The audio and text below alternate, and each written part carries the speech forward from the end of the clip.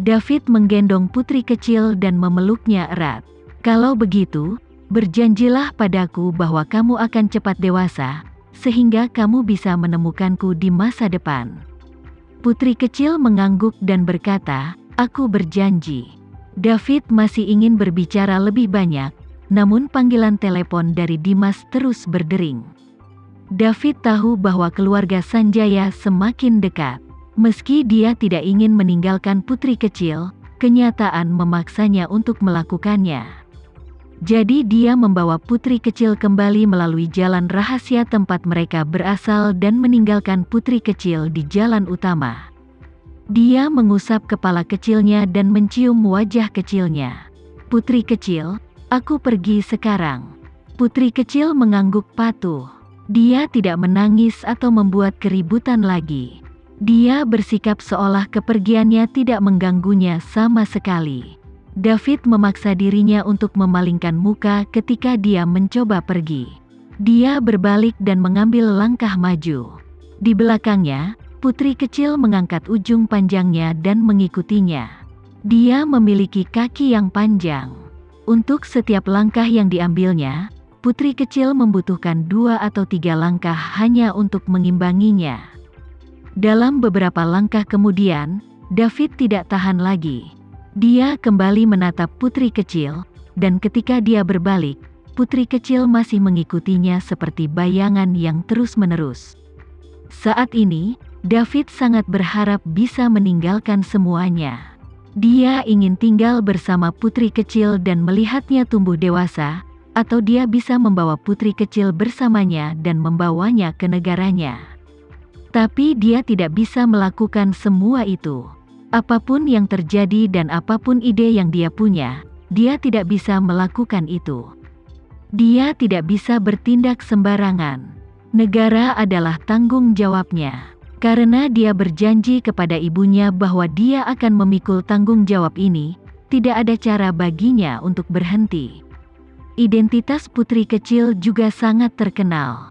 Ayahnya tidak akan pernah membiarkan siapapun membawanya pergi. Tak satu pun dari kedua metode ini akan berhasil. Jika dia mengambil langkah yang salah saat ini, dia akan berada dalam posisi yang menyedihkan. Negara ini bisa hancur. "Putri kecil, tolong jangan ikuti aku. Orang-orang yang diutus oleh ayahmu akan segera datang."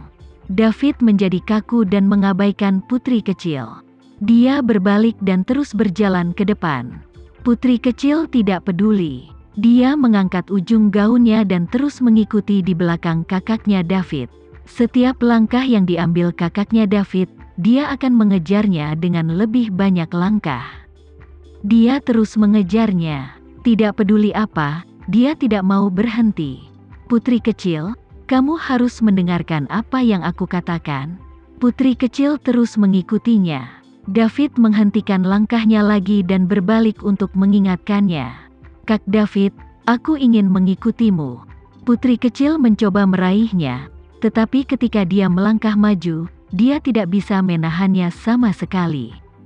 Dia tahu apa yang dikatakan kakaknya David kepadanya, tetapi sementara itu, dia tidak mengerti maksudnya. Yang dia tahu hanyalah, jika dia melepaskannya sekarang, akan memakan waktu lama sebelum dia bisa melihat kakaknya David lagi. Sebagai seorang gadis muda, dia benar-benar berusaha sekuat tenaga untuk menahan air matanya. Tapi bagaimanapun juga, dia masih terlalu muda. David berjalan semakin cepat. Ketika dia akhirnya tidak bisa menyusulnya, dia menangis putus asa. Tangisannya yang begitu keras hingga langsung menarik perhatian orang-orang yang mencarinya.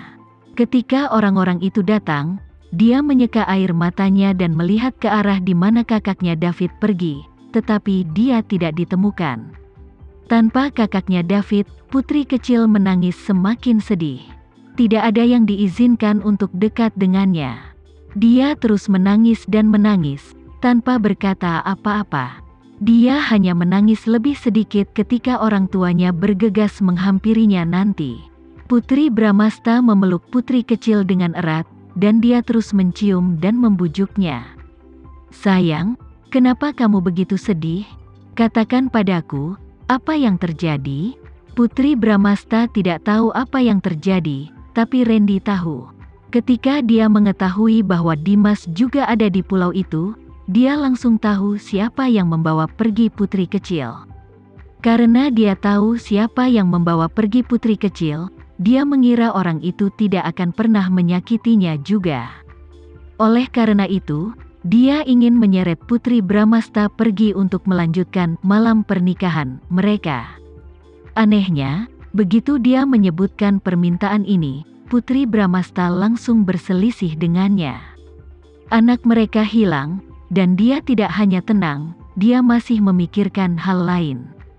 Tentu saja Putri Bramasta akan marah tanpa mengetahui apa yang sedang terjadi. Namun, Randy juga tidak mau menjelaskan banyak padanya, sehingga dia harus menahan keinginannya pada Putri Bramasta untuk sementara dan keluar mencari putri mereka. Tubuh mungil putri kecil terus bergerak-gerak di pelukan ibunya. Dia tampak sangat menyedihkan seolah-olah semua orang di dunia telah menindasnya. "Putri kecilku, tolong jangan menangis, tolong jangan menangis. Kami berdua ada di sini sekarang, dan kami tidak akan pernah meninggalkanmu." Putri Bramasta menyalahkan dirinya sendiri ketika dia melihat putri kecil menangis sedih. Dia pikir alasan putri kecil begitu sedih karena orang tuanya meninggalkannya begitu pernikahan berakhir. Anak kecil ini selalu lebih reaktif secara emosional dibandingkan anak-anak lainnya. Tidak aneh jika dia bereaksi seperti itu. Putri kecil menyeka air mata dan ingusnya pada pakaian ibunya. Tanpa kakaknya David, dia tahu dia masih memiliki ayah dan ibunya. "Sayang, ceritakan padaku apa yang terjadi, oke?" Putri Bramasta mencium air mata di wajah putri kecil, dan memeriksa apakah ada luka di putri kecil. Putri Bramasta lega melihat putri kecil baik-baik saja. Randy mengambil alih putri kecil dan mengusap kepalanya. "Sayang, tidak apa-apa. Kita akan kembali bersama dan kamu tidak boleh menangis lagi." Putri kecil bersandar di pelukan ayahnya, dan suara tangisannya perlahan memudar. Dia akhirnya tertidur di pelukan ayahnya. Saat Randy pergi sambil menggendong putri kecil, David yang selama ini bersembunyi di kegelapan, mengawasi mereka hingga menghilang dari pandangannya. "Kapan aku bisa bertemu putri kecil lagi?" Dia ingin bertemu dengannya sesegera mungkin. Namun, tidak ada yang bisa memprediksi apa yang akan terjadi besok. Mungkin mereka akan segera bertemu, atau mungkin mereka tidak akan pernah bertemu lagi. Putri kecil ditemukan, dan tidak ada bekas luka. Itu adalah alarm palsu. Randy dan Putri Bramasta membawa pulang anak mereka, dan masalahnya selesai. Pencarian putri kecil telah berakhir, dan pertarungan antara Agam dan Priscilia, yang sempat ditunda demi pencarian putri kecil, terus berlanjut. Agam menatap tajam ke arah Priscilia, dan Priscilia juga menatap Agam dengan menantang. Tidak ada yang mau menyerah. Setelah sekian lama, Agam berbicara lebih dulu. Dia berkata dengan sengit, "Kembalilah ke Jakarta bersamaku." Dengan nadanya yang terlalu kuat seolah sedang memerintah bawahannya, Priscilia menjadi semakin marah. "Dasar, memangnya dia pikir dia siapa?" Priscilia berteriak dalam hatinya. Priscilia mengertakkan gigi, berbalik dan pergi.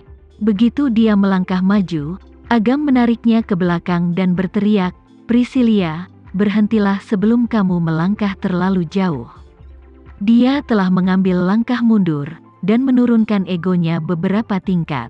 Dia pasti kehabisan kesabaran. Priscilia memandangi tangannya yang memegang pergelangan tangannya dan mencibir, "Agam, aku tidak main-main. Tidak mungkin kita bisa bersama." Agam naik pitam, "Apakah kamu lupa bahwa kamulah yang selama ini mengejarku dan menginginkan aku menikah?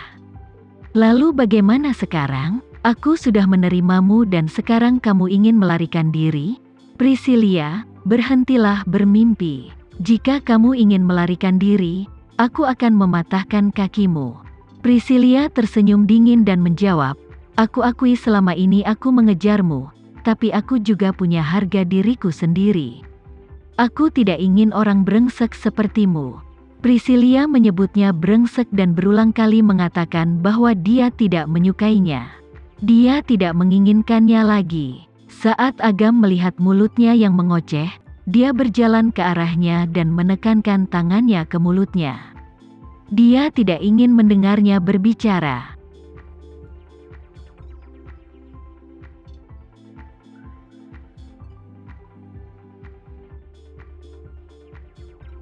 Sekian dulu ya video kali ini, kita lanjutkan lagi videonya di lain waktu.